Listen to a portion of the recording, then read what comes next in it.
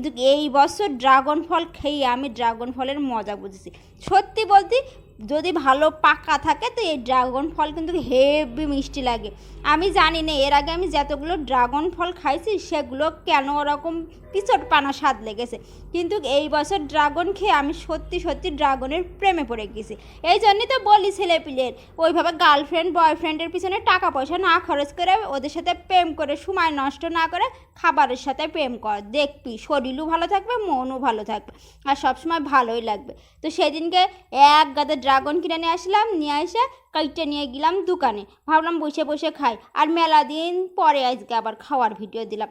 Dragon ফলের সাথে এমন আমার প্রীত হয়ে গিয়েছে, সকালে ড্রাগন, দুপুরে ড্রাগন, রাত্রে ড্রাগন, মানে আমি যখনই পাচ্ছি তখনই ড্রাগন ফল নিয়ে বসে যাচ্ছে। আমার ব্যাপক ভালো লাগছে খাতে, আরে বলা যায় না। এক সময় যে আমার দু চোখের বিষ ছিল সেই এখন আমার সব থেকে ভালোবাসার ফল হয়ে গিয়েছে।